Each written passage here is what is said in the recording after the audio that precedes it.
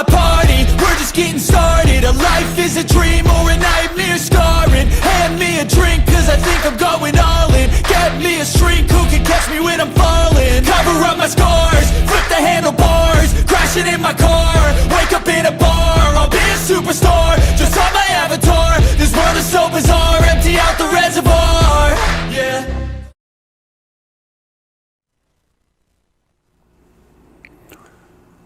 안녕하십니까. 아시아투데이 TV에서 보내드리는 송국근의 현장 정치 8월 9일 순서 시작합니다.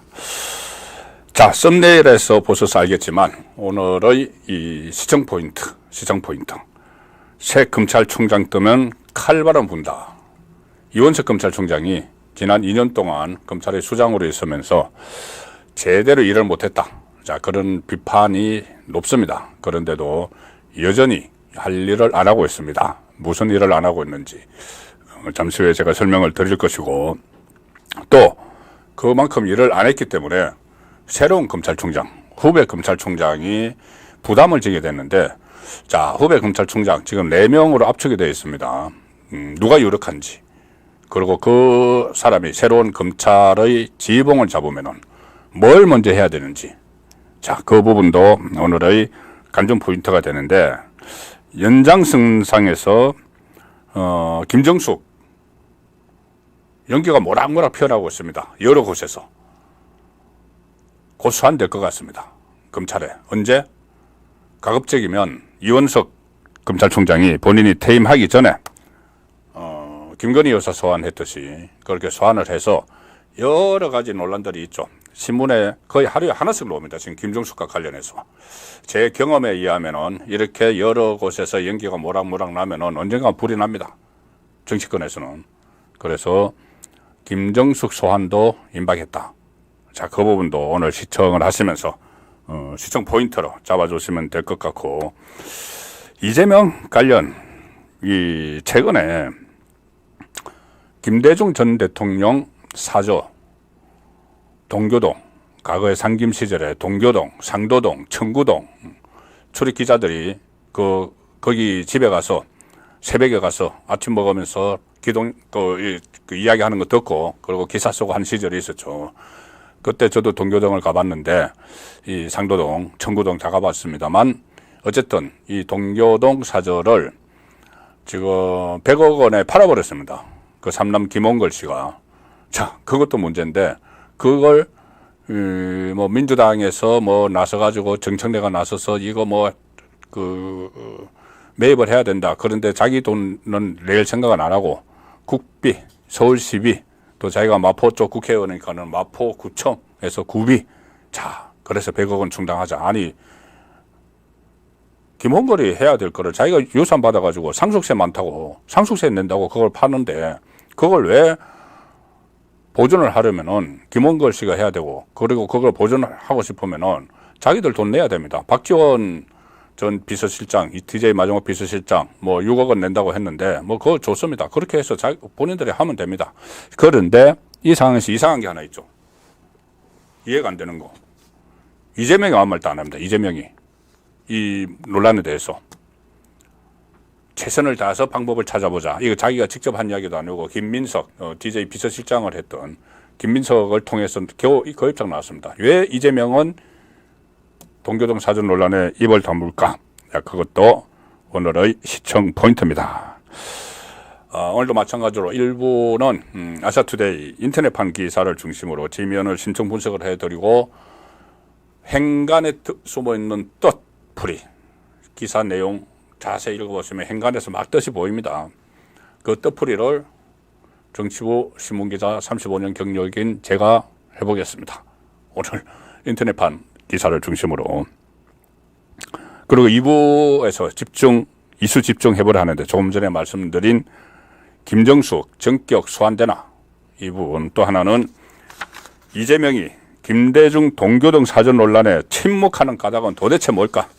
자, 그 대목이 하나 있고, 하나는 새 검찰총장에 부여된 특별 미션이 있다. 무엇일까? 특별 미션. 이원석이 안 한 거를 하는 게 특별 미션이죠. 크게 보면 이겁니다.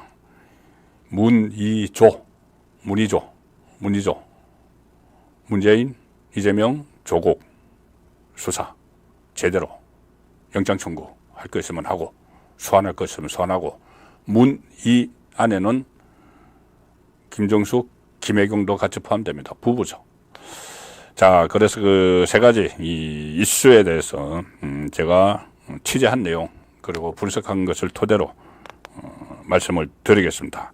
그리고 매주 금요일에는 제가 2주의 인물을 하죠. 2주의 인물. 자, 오늘 베스트 인물 누굴까요? 먼저 말씀드리면은 베스트 인물 저 정봉주 뽑았습니다. 정봉주. 이해하시죠? 정봉주가 무슨 베스트야?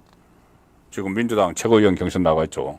과거에 망언을 한 우리 목함지대 그 장병들 그 안타까운 부상 이것을 희화화해서 무슨 목발을 경품으로 주고 어쩌고저쩌고 그런 망언을 한 정봉주인데 왜 제가 정봉주를 베스트 인물, 이제 베스트 인물로 꼽았을까 궁금하시죠? 이유가 있습니다. 이걸 마지막에 전해드리고 워스트 인물은 제가 이재명도 꼽았습니다. 이재명은 매주 워스트 인물이지만은 계속 할 수만 없기 때문에 차악을 이제 뽑다가 이재명이 이번 주에는 또 국민을 왜곡하고 눈속임하는 일을 했기 때문에 이재명의 어떤 일로 이번에 또 이번 주 이 국민 부활을 또 크게 했는지 그 부분을 살펴보도록 하겠습니다. 일단 이 인터넷판 아시아투데이 기사를 중심으로 가장 따끈따끈한 이 뉴스를 가지고 행간의 뜻을 읽어보는 시간을 갖도록 먼저 하겠습니다.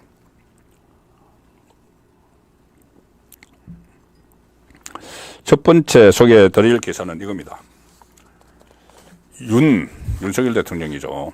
휴가 끝내고 복귀, 여름 휴가. 시간 빨리 가네요. 지난주 월요일에 갔는데 그래서 통영 갔다가 이렇게 해군 기지에 머물고 있었죠. 그리고 해군 장병들과 또 이렇게 운동도 같이 하는 그런 모습이 있었는데 강복절 특사 거부권 시점 최종 결정 관심. 강복절 특사 거부권 시점 지금 재병 특검 거부권이죠. 휴가를 끝내고 복귀를 한다. 오늘 오후 복귀합니다. 금요일 오후니까 일단 기사 내용 말씀드리고 행간의 뜻을 읽어보겠습니다.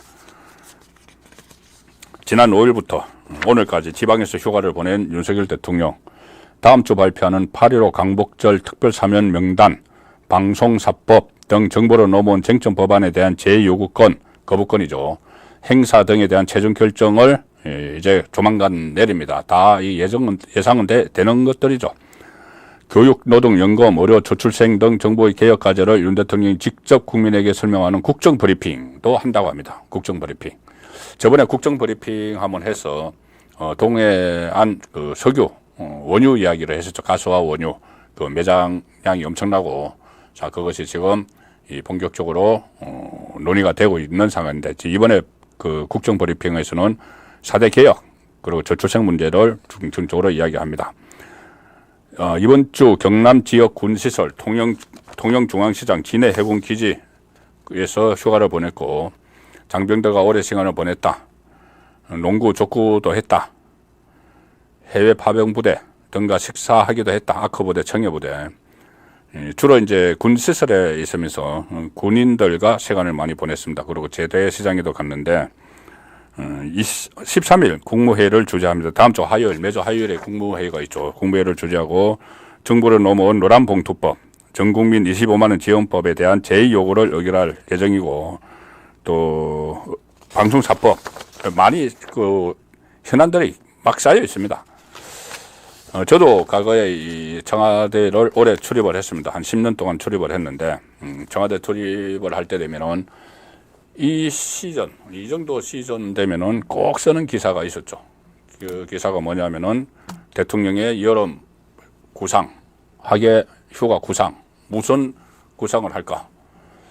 그때 이제 청남대가 있을 때는 청남대를 주로 갔죠.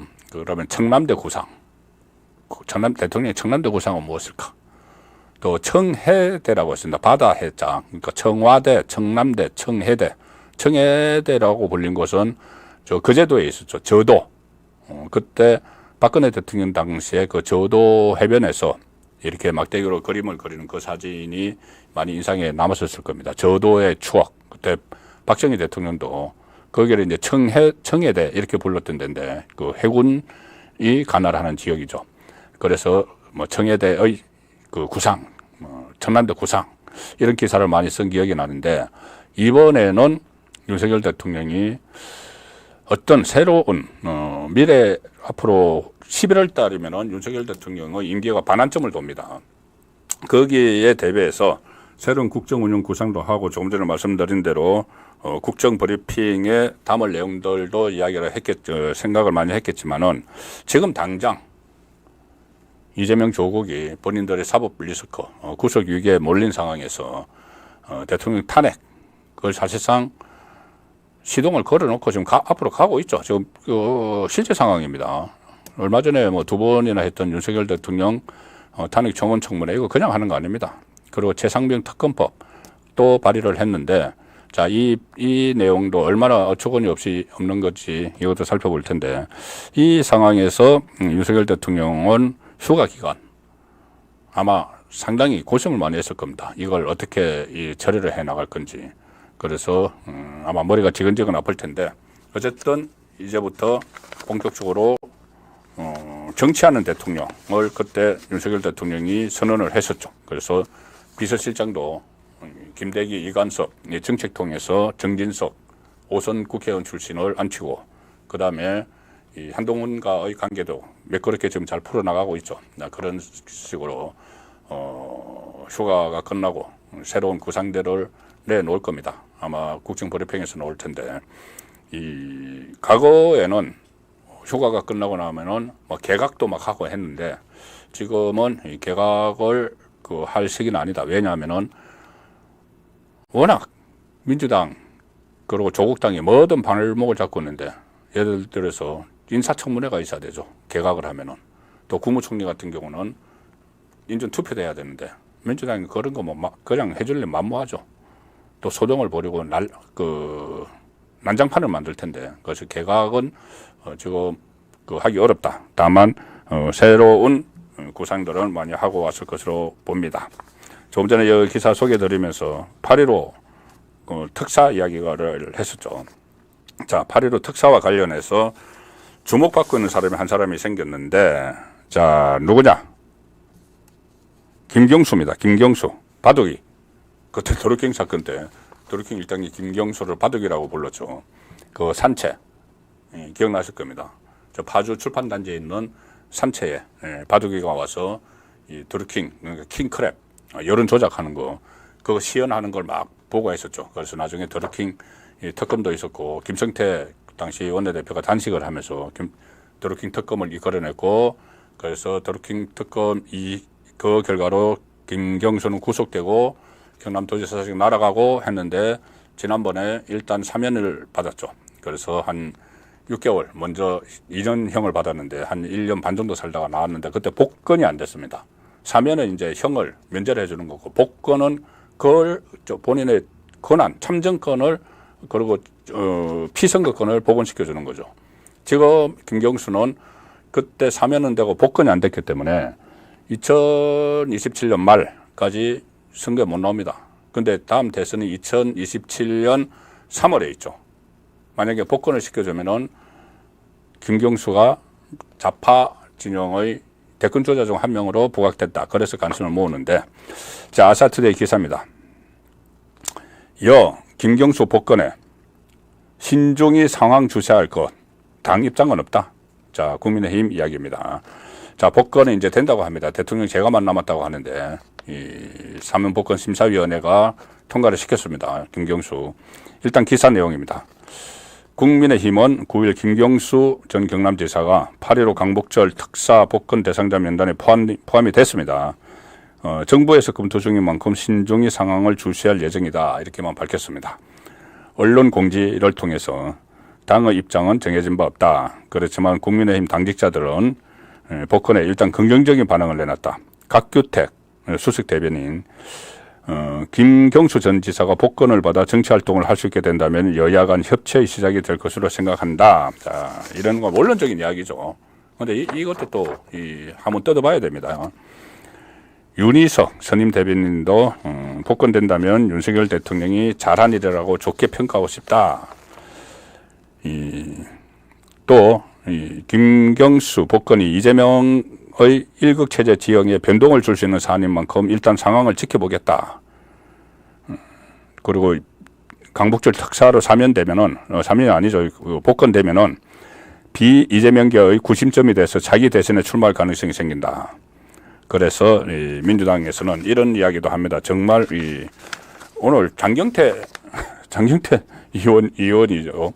참 정말 엉뚱한 이야기를 하던데 왜 우리 지금 그 이재명 대표 전당대회에 나가서 출마하고 전국 순회 경선하는데 왜 이 시점에 김경수를 복권을 시키느냐, 누구 보아독구는 거냐 이런 이야기인데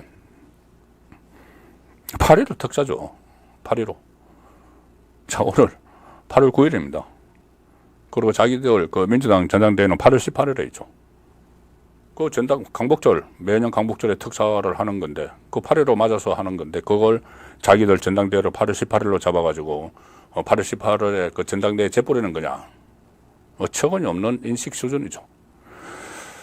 자, 근데 이게 지금 어떤 의미를 갖는가 하면은 일단 이겁니다. 민주당 이재명계에서는 좀 긴장을 하고 있다. 왜? 대안이 생겼기 때문에. 비이재명계 대안이 생겼기 때문에. 김경수는 원래 이 노무현의 마지막 비서죠. 노무현의 마지막 비서고 노무현 전 대통령이 극단적 선택을 했을 때 봉하마을에서 그 내용을 문재인에게 알렸던 사람입니다. 그래서 일종의 이 적통, 친노, 친문으로 이어지는 적통으로 간주가 되죠.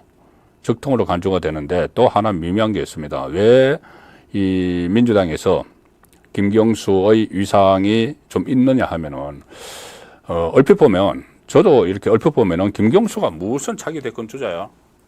제가 옛날에 그 노무현 비서하고 이럴 때부터 제가 뭐 취재를 했기 때문에 그 어떤 콘텐츠나 아니면은 지도력이나 이런 것을 어느 정도 여의도 정가인 다 알죠. 무슨 이 차기 대권 주자야 이런 이야기를 하는데 미묘한 게 하나 있습니다. 뭐냐 하면은 제가 한번 말씀드린 적이 있는데 민주당의 대선 성공 방식, 정권 창출 방식은 이겁니다. 호남의 지지를 받는 영남 후보죠. 호남의 지지를 받는 영남 후보. 그런데 더 정확하게 이야기하면은 호남의 지지를 받는 PK 후보입니다. 부산 경남. 자, 노무현, 문재인 성공시켰죠. 호남의 지지를 전폭적 지지를 받는 PK 후보였죠. TK 후보 안동 출신인 이재명은 결과적으로 안 됐습니다. 그걸 이재명은 이제 손절될 가능성이 높죠. 지금 민주당에서 그 호남에서 상당히 저번에 뭐 전당대회 하는데 순회 경선 하는데 투표율 20%밖에 안 나왔다. 그런 말씀 들었었죠. 그래서 다시 찾는 게 PK 후보를 찾을 수가 있죠.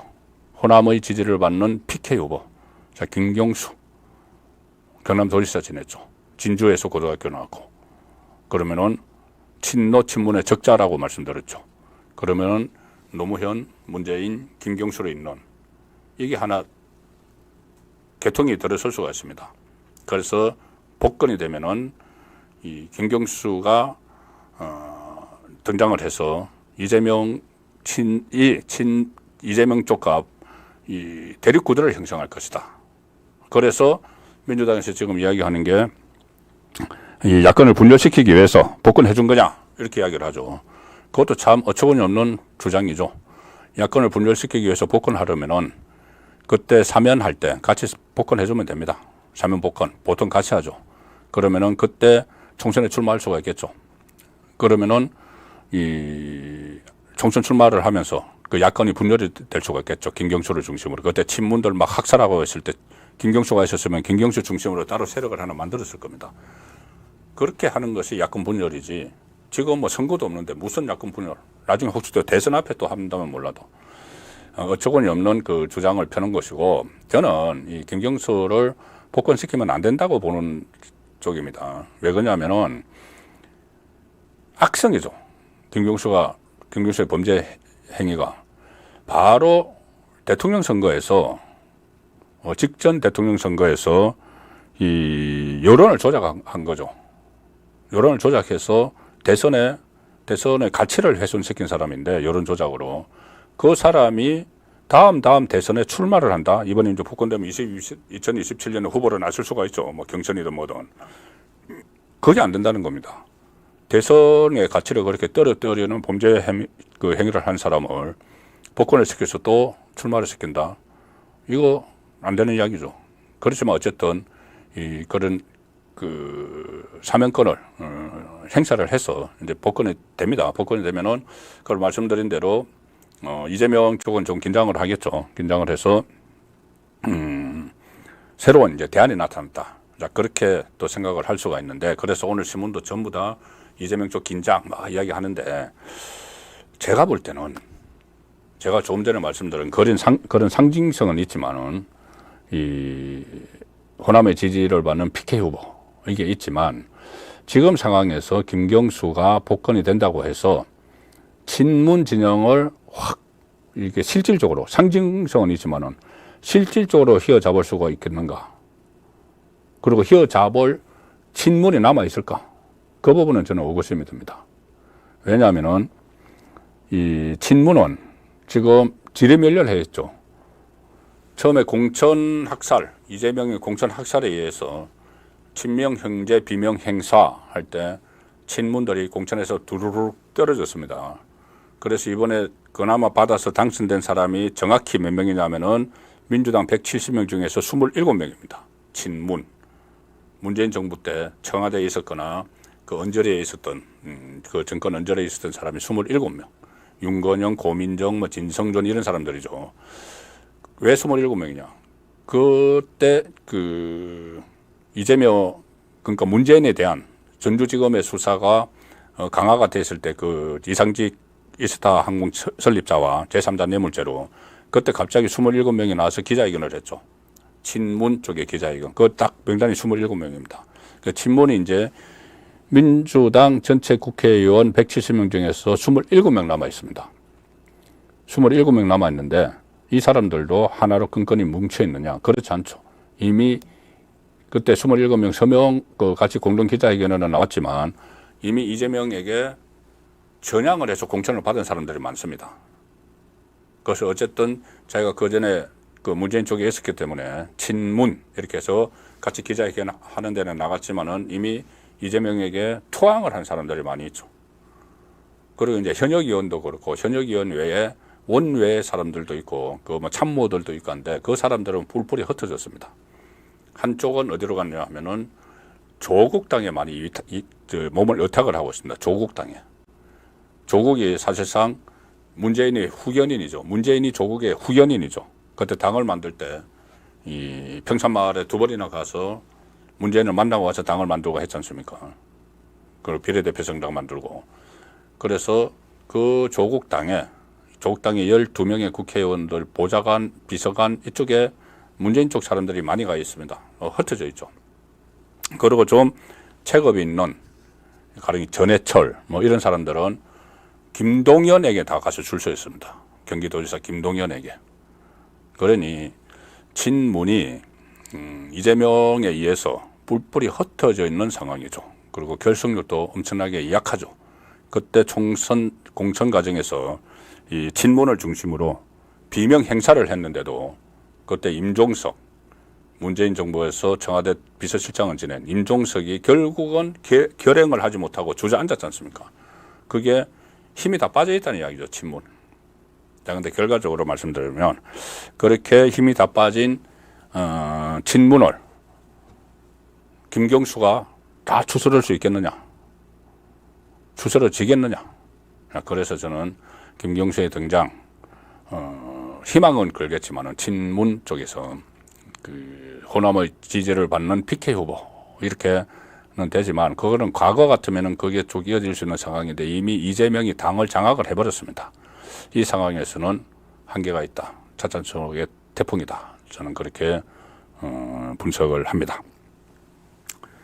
자, 다시 그거는 이제 김경수는 나중 이야기고, 나중에 또 어떻게 또 그 이재명이 그런 경우는 있겠죠. 이재명이 구속돼 버리면 사람이 진짜 없잖아요. 김동연은 뭐 현직 지사니까 그렇고, 뭐 정청래나 이런 사람들이 끌고 나가지 못합니다. 그때 되면은 전부 다 자기가 잘났다 해가지고 막 그 안에서 엄청난 주도권 다툼이 일어나죠. 그 상황에서 김경수가 우선은 뭐 과거의 친문이었던 뭐 이런 사람들하고 해서 하나의 세력을 만들 수는 있겠죠. 이재명이 구속되면 아마 그것을 대비를 하고 있는지도 모릅니다. 친문 쪽에서 이재명 구속되기를. 그런데 잠시 후에 말씀드리겠지만 문재인도 만만치 않습니다. 사법위기. 자, 이제 그것이 이제 나중에 이야기고, 다시 현실로 돌아와서 아시아투데이 마지막으로 소개해드릴 기사는 이겁니다. 여당, 대통령 배우자 수사 대상 올리고 영수회담? 야, 진정성이 의심된다. 이거 지금 알았나요? 야당 진정성, 이재명이 진정성 없고 복선 깔고 한다는 걸. 이게 지금 이재명이 이야기하는 게 언젠데 지금 와서 이제 이런 논평이라고 내고 있는 겁니다. 국민의힘은 민주당이 민생법안 처리를 위한 여야정 협의체 구성의 전제로 대통령의 국정기조 전환과 함께 영수회담을 요구한 데 대해서 민생 회복에 대한 의지와 진정성을 의심케 한다. 참 빨리도 논평 나옵니다. 오늘 나왔네요. 최상병 특검법과 불법파업조장법, 13조 현금살포법, 방송장악사법, 이런 정부 여당이 수용하기 힘든 쟁점 법안, 각규태 국민의힘 수석 대변인입니다. 이 탄핵안을 밀어붙여 놓고선 이제와 대통령부터 만나자고 하는 것은 일방통행 생떼 불가하다. 뭐 그러고 이제 비판을 했는데 말은 맞죠. 아니 지금 대통령을 탄핵하겠다고 하지 않습니까? 대통령 탄핵하겠다고 하는 건 대통령으로 인정하지 못하겠다는 이야기죠. 인정하지 못하겠다는 이야기를 합니다. 그러면서 이재명이 뭐라고 했냐면은 뭐 자기들 뭐 후보 경선하면서 사회자가 지금 가장 만나고 싶은 사람 누구냐 하니까는 뭐 자기들끼리 짜고 물어봤겠죠. 그러니까는 그 윤석열 대통령을 만나고 싶다. 또 만나고 싶다. 저번에 한번 만났죠. 그래서 난장판을 만들었죠. 또 만나고 싶다. 뭐 이런 식으로 해서 무슨 뭐 정쟁을 끝내야 된다 뭐 하는데 본인이 정쟁 다 일으켜 놓고 그렇게 이야기하는 겁니다. 그러니 박찬대 권한대행이 받아서 바로 영수회담이라는 또 표현을 쓰죠. 그거를 제안을 합니다. 제안을 하는데 그 제안을 하면서 대통령 탄핵은 추진하겠다. 계속하겠다. 그리고 또 하나 그렇게 제안을 한 그날 최상병 특검법을 세 번째 발의를 했습니다. 21대 국회 마지막에서 거부권 행사하고 또 재표결에서 폐기된 거죠. 그런데 22대 국회 첫 법안으로 또 발의를 해서 자기들을 통과시키고 거부권 행사해서 폐기가 된 겁니다. 재투표에서. 그런데 첫 번째 1차에서 2차 발의할 때 더 독소 조항을 더 많이 넣었죠. 그전에는 이 특별검사를 대한변협의 추천을 받아서 거정해서 민주당하고 조국당이 뽑는 건데 이번에는 2차에서 지금 폐기된 거예요. 거기서는 대한변협 추천 없이 그냥 자기들이 뽑아서 2명을 대통령에게 올리고 대통령이 뭐 정해진 일자에 임명하지 않으면 연장자가 해. 자기들 마음대로 막 해서 독소조항을 해서 그것도 이제 부결이 됐죠. 그러니까 이번에 세 번째 올리는데 세 번째 발의하는 내용은 김건희 여사도 특검의 수사 대상에 포함시켰습니다. 더 악성이죠. 그전에 무슨 사기 탄핵, 그런 논란을 빚었던 해병대 사단장, 구명 운동을 했다. 나중에 이게 다 지금 가짜로 드러나고 있는데, 그걸 또 포함시켰습니다. 자, 그러면, 단독으로 영수회담을 제안을 하면서 탄핵은 계속 추진하겠다. 그리고 대통령 배우자를 새로 그 탄핵의 빌미를 찾는 그 최상병 특검의 수사 대상에 집어넣었다. 이게 과연 앞뒤가 맞는 말인가요? 이재명은 그럼에도 왜 자꾸 또 영수회담 탄핵을 하느냐 하면은 이 총선 전에 무려 8번 용서회담 하자고 이야기를 했습니다. 그런데 윤석열 대통령이 완전히 외면을 했죠. 퇴짜를 놨죠. 8번. 왜 그러냐 하면은 용서회담 첫째 말이 안 맞다. 과거에 당 총재가 대통령이 겸할 때 여당 총재니까 야당 총재하고 여당 총재이자 대통령인 김영삼하고 야당 총재인 김대중하고 이렇게 하는 게 용서회담이다. 지금은 당 대표가 따로 있다. 여당 대표가. 야당도 총재가 아니고 대표다. 그러면 야당 대표가 만날 사람은 여당 대표지. 왜 대통령이 만났느냐. 대통령이 만나고 싶으면 대통령하고 여야 대표 같이 만나면 된다. 근데 그거는 또 이재명은 싫다. 왜?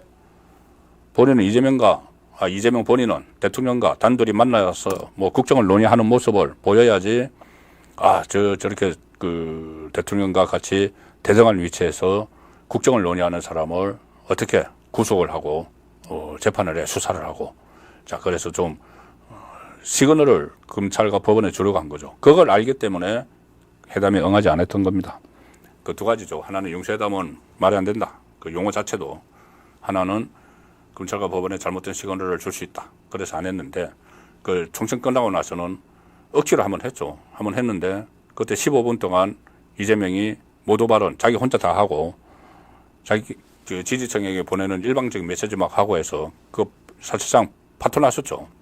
근데 이제 그걸 또 하자고 하는 것은 결국은 본인의 사법위기가 다시 턱 밑에까지 찼다. 10월 달에, 그러니까 9월 달, 이제 다 돼 갑니다. 다음 달에 구형 2개 나오고, 10월 달에 1심 2개 나오죠. 그리고, 법인카드 관련해서 쌍수환 통보를 받았죠. 이재명과 김혜경. 그러니, 불안하니까 또 용서회담 이야기를 하는 겁니다. 그러니 당연히, 말이 성립 안 되는 탄핵을 추진을 하면서, 대통령 탄핵을 추진을 하면서 용서회담을 하자. 그리고 탄핵을 위한 특검법을 발의를 하고 대통령 배우자를 새로운 수사 대상으로 루머 가지고 지금 사기거로 판명나고 있는 그것을 근거로 해가지고 수사 대상이다. 이렇게 하는 게 무슨 진정성이 있고 정말 그래서 국민을 위한 거겠습니까? 다 누가 봐도 저 뻔히 보이는 그런 목적으로 용서회담 이야기하니까 여당에서도 진정성이 의심된다. 그리고 용산의 반응이 저는 적절하다고 봅니다. 뭐라고 했냐면은 그래 저기 민생을 논의하기 위해서면 할 수 있는데 다만 한동훈 끼우자. 그러니까 대통령과 여야 대표 같이 하자. 이재명은 안 하죠. 이재명은 지금 한동훈 피해 다니느라고 바쁩니다. 한동훈이 금투세 그거와 관련해서 토론하자. 그런 거는 이재명이 거기서는 한마디 말도 안 하고 나 대통령 만날 거야. 박찬대가 그러면 박찬대 그 대표 권한 대행이니까 지금 그러면 한동훈이 박찬대라도 하자. 그러니까 박찬돈도 지금 도망가고 있습니다. 할 말이 그것뿐이 없느냐 뭐 이런 말도 안 되는 핑계를 하면서 일방적으로 깨질 것이 뻔하기 때문이죠. 그래서 지금 벌어지고 있는 이런 무슨 영수회담 이런 것은 제가 볼 때도 이건 절대 받아들여서는 안 된다. 왜? 지금 가장 중요한 순간인데 법원과 검찰에 잘못된 시그널을 줄 수 있다. 그리고 검찰총장이 교체가 되면은 잠시 후에 이 말씀도 드릴 텐데 검찰총장 교체가 되면 본격적인 문의조 수사를 해야 되는데 그거 다 염두에 두고 용서회담 하자 하는 건가는 받아들이면 안 된다. 그리고 지난번에 한 번 한 것도 잘못한 거다. 그 계속 잘못된 간행을 이어가면 안 된다. 용서회담 이런 형식은 그런 세 가지 이유로 저는 이것을 절대 반대합니다. 용서회담 응하면 안 됩니다. 예, 지면 심성 분석은 이렇게 해드렸고 행간의 뜻도 간혹 읽으면서 말씀을 드렸는데 지금부터는 진짜입니다. 지금까지 가짜로 했다는 건 아니고 제가 이게 썸네일에 적어드린 오늘의 시청 포인트. 새 검찰총장 뜨면은 칼바람이 일어난다. 문 이재명 조국 후덜덜 떨고 있다. 자, 일단 김정숙 먼저 이야기를 해보죠. 김정숙이 전격 소환이 될까? 저는 소환이 돼야 된다고 봅니다. 왜? 현직 대통령 배우자도 직접 대면 조사했습니다. 검찰청이든 제3의 장소든 검찰과 직접 대면 조사를 했죠. 이원석의 특별 지시에 의해서 했죠. 이원석 검찰총장이 전임 송경호 서울중앙지검장에게 지시를 해서 전담팀을 만들어라. 그래서 인원 보강을 하고 그 다음에 이 신속히 수사를 해라. 그렇게 해서 현직 대통령 배우자를 첫 대면 조사를 했습니다. 그런데 그 혐의가 뭐냐? 하나는 이 도이치모터스 주가 조작 뭐 이런 것은 결혼 전에 일어났던 일, 그리고 그것이 경찰에서 한번 모임이 됐는데 민주당에서 고발을 해서 다시 수사가 진행이 되고 있는데 이 전혀 혐의점을 찾지 못하고 있는, 어쨌든 그거. 또 하나는 디올 파우치 받은 거 잘못했죠. 잘못했지만 이게 균형난법, 청탁금지법에 해당 조항이 없다. 공직자의 배우자를 처벌할 조항이 없다. 자, 그런데도 대면 조사를 했습니다. 그러면 김정숙은 지금 받고 있는 혐의들이 문재인이 현역 때 다 했던 것들입니다. 문재인이 현역 때. 재임 중에, 그러니까 권력형이죠. 권력형 이런 비리 혐의들이 있는데, 이것도 그 서울중앙지검에다 고발이 돼 있는데, 왜 이거는 안 하느냐는 거죠. 그래서 이창수 서울중앙지검장이 새로 부임해서 몇 가지를 하고 있습니다.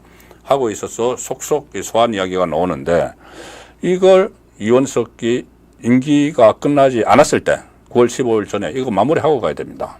소환을 해서 기소를 하든지 영장을 치든지. 전직 배우자죠. 더 엄중한 일들이 있는데 현직 배우자도 대면 조사를 받는데 왜 이 소환도 안 하고 그냥 가려고 하는 겁니까? 자,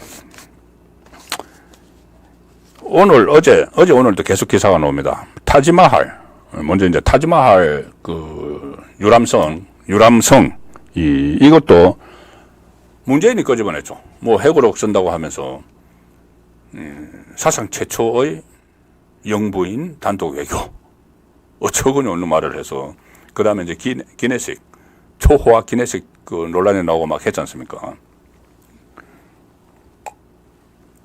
근데 타지마할과 관련된 수사가 지금 본격화되고 있습니다.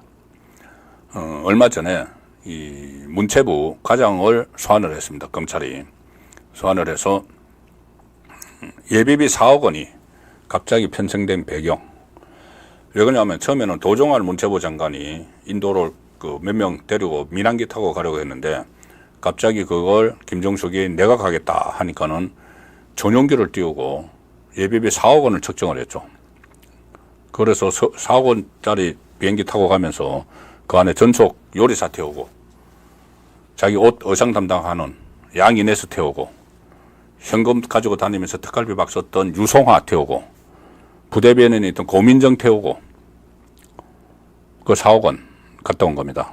그것을 조사를 했고 최근에는 어제 저녁부터 보도되는 건 이 주 인도 대사관의 직원, 그때 인도 갔을 때 대사관 직원을 알 거 아닙니까?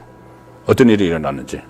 그 전에 외교부 가장 단사람 불렀는데 이번에 대사관 직원 불러서는 확실하게 덜미를 잡은 게 있습니다. 인도 대사관이 지금도 공무원인데 거짓말 할 이유가 없죠. 거짓말 잘못하면 자기가 큰일 나죠.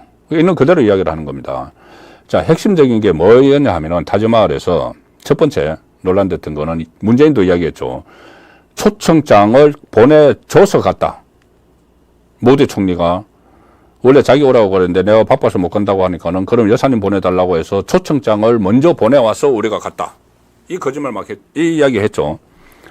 하나는 아니 그래 인도 갔으면은 허황우 그 행사 그런 거나 보고 오지 타지마할 왜 갔느냐. 뭐라고 했냐면은 그때 도종환이나 민주당 사람들 윤건영이나 고민정이나 이런 사람들이 그거 타지마할 간 거 인도에 가니까 인도 당국이 현지에서 적석에서 우리 그 찬란한 문화유산에 있으니까는 뭐 대통령 배우자께서 보고 가시죠 해서 그래서 마지못해 갔다 이렇게 둘 다 이야기를 했죠. 이게 둘 다 거짓말이라는 게 들통이 났습니다. 어제 오늘 지금 들통이 나고 있습니다. 왜? 인도 대사관에서 그 일을 담당했던 직원이 검찰 조사에서 사실을 이야기한 겁니다.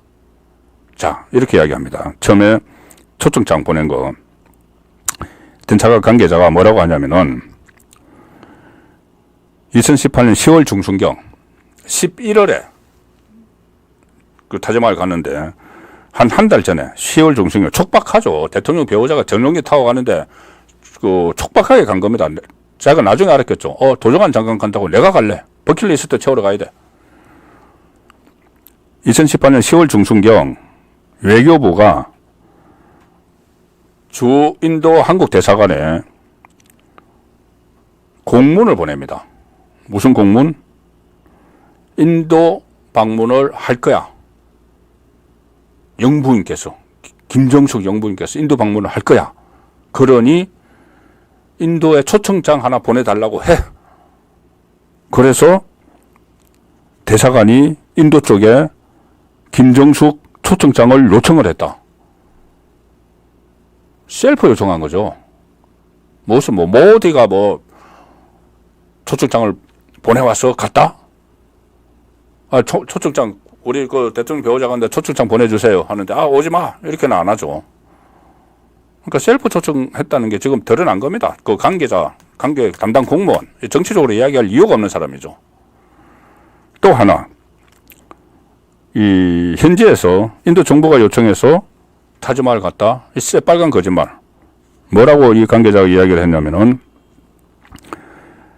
이 같은 달 30일 그러니까는 참 바쁘네요. 중순에 그 초청장 막 셀프로 요청해놓고 그날 그 말경에 청와대와 문체부 관계자들로 구성된 사전 답사팀이 인도를 찾았고 사전 답사 과정에서 타지마을 일정이 추가됐다. 사전 답사하면서 타지마을까지 다 추가해가지고 그 답사해놓고는 우선 가서 딱 도착하고 나서 결정을 했다. 이 거짓말을 한 거죠. 도정환이 이렇게 이야기를 했었습니다. 라디오에 나와서 모든 정상들에게 타지마을 방문을 사전에 일정 조율할 때 반드시 넣어달라고 요청합니다. 인도 정부는. 그래서 그때 가서 일정을 조율할 때 집어넣었다. 현지에서. 그런 식으로 이야기했는데 거짓말이라는 이야기죠. 자, 저 사진. 그리고 또 어떤 사진은 일반인들 다 물리치고 혼자 무슨 타지마을의 주인인 것처럼 떡 앉아서 사진 찍은 것도 있죠. 이게 왜 문제가 되느냐. 이 예비비 4억 원 낭비했지 않습니까? 우리 세금이죠. 그리고 이 부당한 개입을 한 겁니다. 김정숙. 국정에 개입한 거죠. 내가 갈 거야. 4개월 전에 문재인과 같이 인도를 갔는데 그때 타지마을을 못 갔답니다. 그래서 타지마을 못 들르고 귀국하는 것이 아쉽다. 안타깝다. 그래서 나중에 보니까는 문체부 장관이 간다니까는 내가 갈래. 그래서 4억 원 국고해서 집행을 했죠. 전속 요리사 데리고 초호화 기내식 먹어가면서. 그래서 이것은 제가 이렇게 말씀드리는 건 그러면 이렇게 이 문체부 과장, 외교부 과장, 대사관 직원 다 소환을 했죠. 그러면 이제 진술을 들었죠. 그럼 뭘 해야 됩니까? 김종숙은 부인하고 있죠.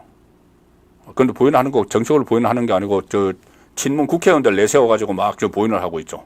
아니면 전직 그 장관들 막 내세워가지고 그 사람들 이야기 필요 없는 거죠. 김종숙을 불러야죠. 김종숙을 검찰에 소환을 해야죠. 현직 대통령 배우자들 소환을 하는데. 그리고 김건희 소환 때도 처음에 그걸로 불렀죠. 도이치모터스로 불렀는데 다른 혐의도 하나 있으니까는 논란이 되는 게 있으니까는 디올 파우치도 좀 조사하면 안 될까요? 하니까 그럼 하세요 해서 이제 그렇게 두 가지를 했죠. 그러면 김정숙도 반드시 불려야 되는 게 이거 하나뿐이 아니기 때문에 그렇습니다. 감봉권 특갈비 한국은행 감봉권 특활비로 옷 사고 구두 사고 수천만 원어치 옷 사고 구두 사고, 이게 지금 경찰에서 조사를 하고 있습니다. 그 부분은 경찰에도 고소고발이 돼 있고 검찰에도 고소고발이 돼 있는데, 저 지금 기사 나오는 저거는 경찰에서 하고 있죠. 검찰에서 하는 게 아닙니다. 저것도. 그러면 검찰에도 고소고발이 돼 있으면은 검찰도 이 부분을 한번 불러서 소환을 해서 다그쳐야죠. 물어봐야죠.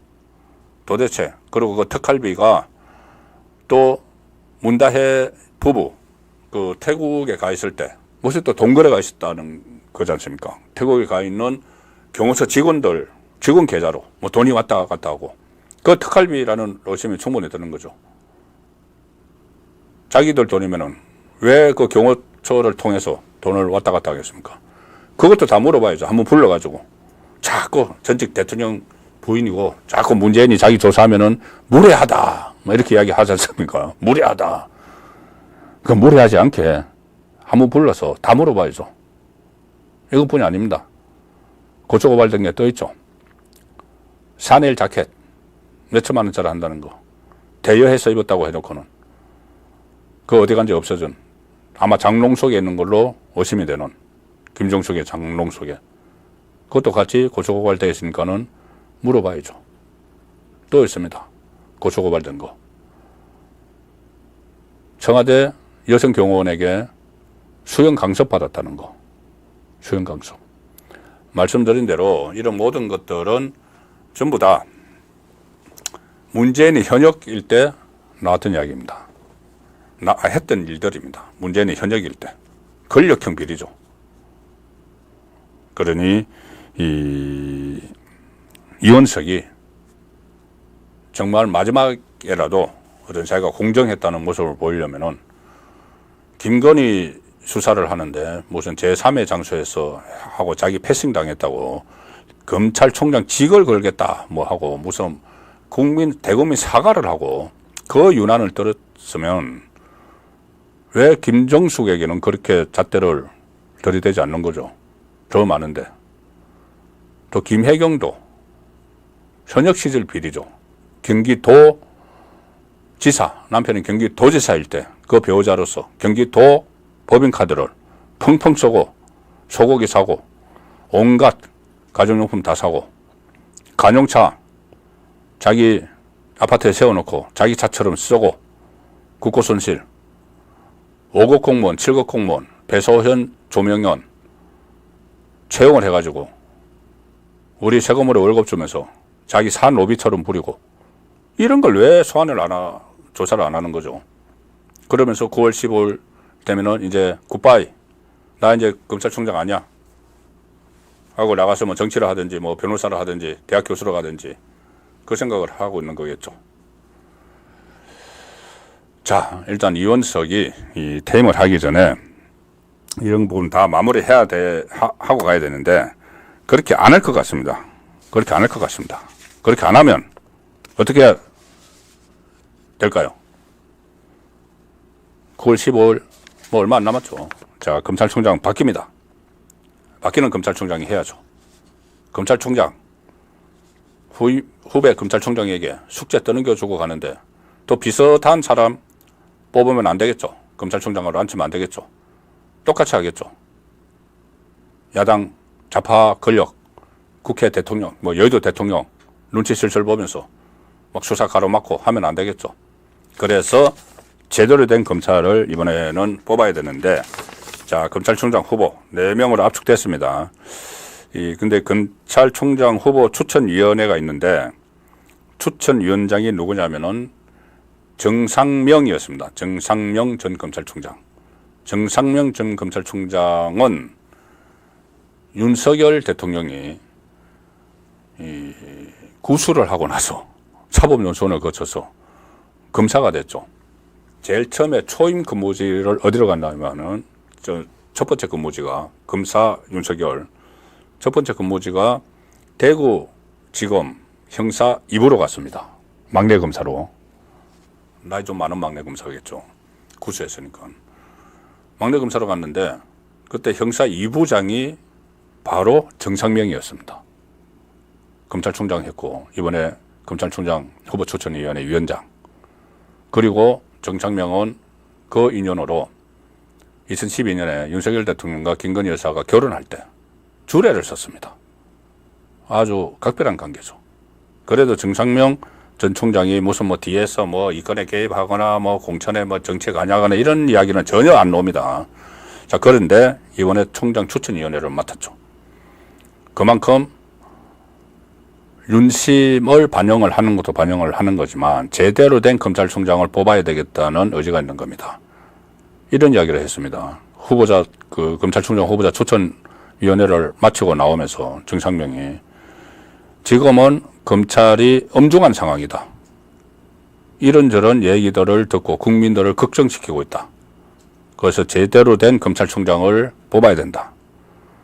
자, 걱정시키는 게 저는 두 가지 의미에서 했다고 봅니다. 하나는 이재명이 검사들을 탄핵을 하고 자기 구속을 면하기 위해서, 사법 처리 면하기 위해서 검사들을 탄핵을 하고 검찰청을 아예 없애겠다고 하고 검사들이 다 수사 조작했다고 하고 특검해야 되겠다 이런 이야기하는 것. 좌파 민변 변호사들이 특검으로 임명이 돼서 막 수사검사를 수사를 하겠다. 뭐 이런 상황 하나. 또 하나는 새까만 후배 검찰총장인 이원석 총장이 제대로 된 수사를 하지 않아서, 좌파 수사를 하지 않아서 윤석열 정부에 부담을 주고 있다. 여러 가지 나오지 않습니까? 그 부분을 같이 짚은 것 아닌가 싶습니다. 검찰이 엄중한 상황이다. 자, 그래서 검찰총장 후보 4명 압축됐습니다. 심우정 법무부 차관, 임관혁 서울고검장, 신자용 대검 차장검사, 이진동 대구고검장, 이 4명인데 이 4사람은 전부 다 윤석열 대통령과 인연이 있습니다. 같이 근무를 한 사람들이고 대부분. 그리고 한때 수사를 하다가 추미애 법무부 장관 체제에서 이 자천을 당했던 이런 이력도 있는 사람들인데, 여기서 심우정 그 법무부 차관이 지금 가장 유력하다는 이야기가 나옵니다. 이 차이가 뭐냐면은 심우정 법무부 차관은 일종의 이 기획통이다. 그리고 나머지 임관혁, 신자용, 이진동은 특수통이다. 특수통은 소위 말하는 칼잡이죠.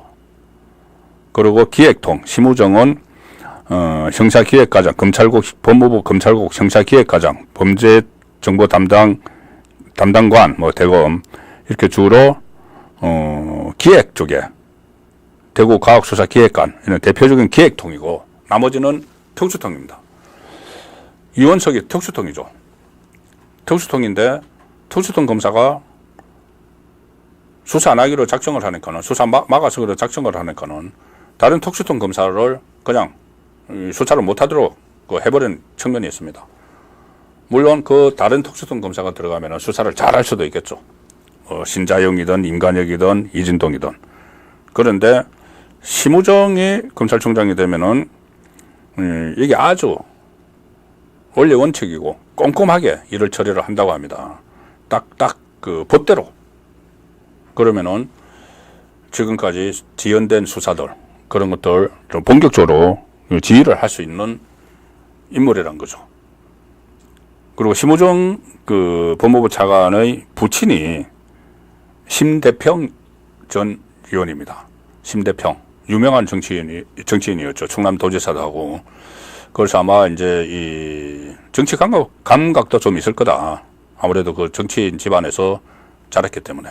그리고 검사 생활을 오래 했기 때문에.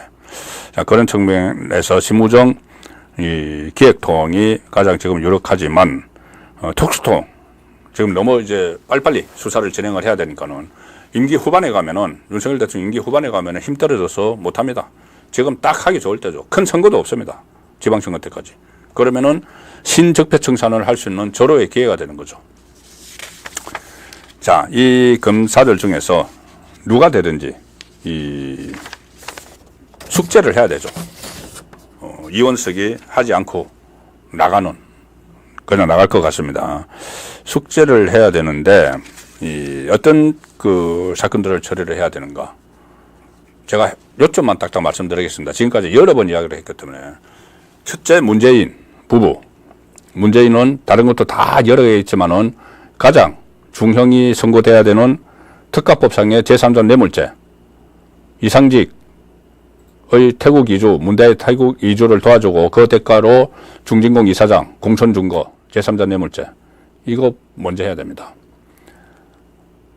그 배우자인 김정숙은 조금 전에 말씀드린 대로 여러 개가 있죠. 재임 중에. 소환해야 됩니다. 소환하고 나서 구속영장을 청구를 하든지 그냥 불구속 기소를 하든지 그걸 이제 판단을 해야 되는 거죠. 근데 어쨌든 일반 국민과 똑같이 지금 너무 많이 봐줬습니다. 해야 됩니다.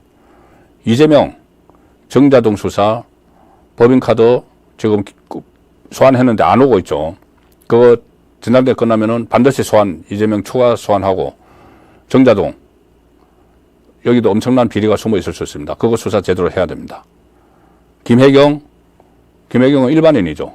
그런데 왜 검찰이 부르는데 안 가죠? 본인이 뭐 전당대회 치릅니까? 해야죠. 그리고 저희들이 잊어먹고 있었는데 최근에 이창수 서울중앙지검장이 가서 본격적으로 수사를 다시 시작한 게 큰 게 두 개 있습니다. 하나는 김명수 전 대법원장. 그때 부장검사 이 몸이 아파서 사표 내려고 하는데 민주당 탄핵한다고 하니까 눈치 봐서 못하게 한 거, 그리고 거짓말 한 거. 그것도 현 정부 들어서 처음 소환 통보를 했습니다. 문재인 정부 때 뭐 그렇다 치더라도 김명수 수사해야죠. 권순일 전 대법관 지금 변호사법 위반으로만 기소를 하고 이재명과의 재판 거래 이것은 남겨뒀죠. 그거 수사해야 됩니다. 미제 수사들 그 장기 그 아직 손도 안 된 그 수사들 해야 되고 문재인 그리고 이재명 수사를 본격적으로 해야 됩니다. 자, 이것이 이제 새 검찰총장에 부여된 특별미션 이렇게 설명을 드렸습니다. 또 하나 오늘 제가 시청 포인트로 말씀드린 이재명이 김대중 동교동 사전 논란에 침묵하는 까닭은 이것은 제가 조금 전에 말씀을 드렸죠. 이게 정청래 같은 자는 나서가지고 김원걸이 다 책임이 있는 건데 자기가 재산을 그만큼 받았으니까는 상속세가 많이 생겼고 상속세를 그럼 자기가 뭐 충당을 해야 되는 거죠. 그런데 아마 이 동교동을 판다 그러면은 또 누가 도와줄 거다 뭐 이렇게 해가지고 하는지 모르겠지만은 이거 이재명이 침묵을 하고 있죠. 이재명은 이거 단번에 해결할 수 있습니다. 원래 그거 잘하잖아요. 돈 손 벌리는 거, 모금하는 거, 책 파는 거 이거 잘하지 않습니까? 이재명이 적극 나서면 100억 원 모을 겁니다 아마. 그런데 이재명이 안 나서는 건 김대중 이슈가 떠버리면은 이재명이 곤란해지죠. 뭘 곤란해지는가 하면은 적통 논란이 일어납니다. 민주당 적통은 김대중 노무현으로 이어지는 이게 적통이죠. 그리고 그 상징적인 장소가 동교동입니다. 그런데 이재명은 일종의 바지 사장으로 들어갔다가 지금은 이제 자기가 이제 오너가 되려고 막 챙기는 그 상황이죠. 그런데 동교동이 이슈가 되고 여기에 대해서 동교동을 지원을 하자 사절을 다시 가져오자 막 하면은 이재명이 적통이 아닌 그 부분이 막 부각이 될 수가 있죠. 그래서 손 안 대는 겁니다. 자기가 손만 대면 바로 해결할 수 있는데. 자, 그런 부분을 하나 짚어드리려고 오늘 시청 포인트로 넣었습니다. 자, 마지막에 전해드릴 것은 2주의 베스트 앤 워스트 말씀드린 대로 베스트는 정봉주. 이게 무슨 이야기냐면은 정봉주가 이번에 이 최고위원 경선에 나섰죠. 근데 처음에는 1등을 달리다가 이 김민석을 이재명이 막 미는 바람에 뒤로 밀려났습니다. 지금 2등인데 자기가 최근에 자기 측근 중에 뭐 박원석이라는 사람이 있습니다. 정의당 국회의원하고 뭐 방송에 자주 나오는데 박원석이 방송에 나와서 이걸 터뜨려 버렸어요. 뭐라고 했냐면은 그 정봉주하고 통화를 했는데 정봉주가 완전히 이재명을 벼르고 있더라. 지금 최고위원 되면 보자. 최고위원 되면 보자. 최고위원은 저는 합의제니까 내가 거기서 일종의 이 행패를 벌이겠다는 식으로 막 이야기를 했다는 겁니다. 그리고 또 다른 자리에서는 이재명은 대통령이 되면 안 돼. 이렇게까지 이야기를 했다.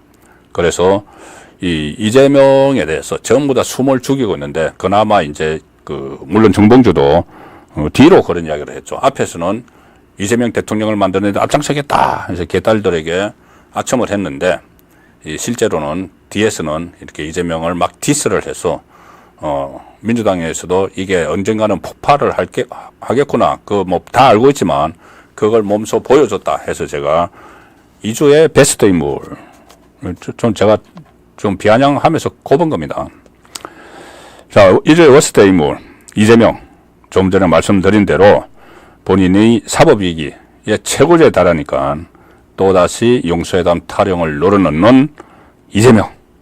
그래서 2주의 월스트 인물이다. 이렇게 제가 꼽았습니다. 네, 8월 9일 금요일에 보내드린 송국근의 현장 정치. 오늘은 새 검찰총장 뜨면 칼바람 분다. 문재인, 이재명, 조국 후들들 떨고 있다. 그 말씀을 드렸습니다. 아마 이 또 주말 지나면은 이 새로운 상황들이 벌어질 거고 제가 월요일 오후 2시에 송국근의 현장 정치 아시아투데이에서 보내드립니다. 자, 오늘 제가 준비한 내용은 여기까지입니다. 여기서 현장 정치는 마치고 아시아투데이에서 보내드리는 상품 선전이 하나 있어서 말씀을 드리겠습니다. 여기 있는 이 상품들인데 듀라론 냉감 패드입니다. 듀라론 냉감 패드. 지금 열대야 상당히 더운데 열대야에 시달리실 텐데 이게 이렇게 깔고 하시면은 이 수분과 땀을 효과적으로 배출해서 면이나 나일론 이런 다른 섬유보다 열 전도율이 상당히 높다고 합니다. 그래서 체온을 빠르게 낮춰주고 상쾌한 잠자리를 맞이할 수 있다. 그리고 아투TV에서는 듀라론 냉감 패드 1+1 이벤트를 진행을 하고 있습니다. 지금 나오는 전화번호로 전화를 주시면 되고 싱글 사이즈 쿨 매트를 구매하시면 한 개가 더 증정이 되네요. 추가로 베개 피 2개도 증정이 됩니다. 싱글 쿨 매트 사이즈는 100 곱하기 180cm고 베개 피 사이즈는 50 곱하기 70cm. 그리고 퀸 사이즈 쿨 매트 구매 시 한 개가 더 증정되면서 추가로 베개 피 2개 증정됩니다. 자, 필요하신 분은 많은 애용을 부탁드리겠습니다. 송국근의 현장 정치 8월 9일 보내드린 순서는 여기서 마칩니다. 편안한 한밤 되시기 바랍니다. 고맙습니다.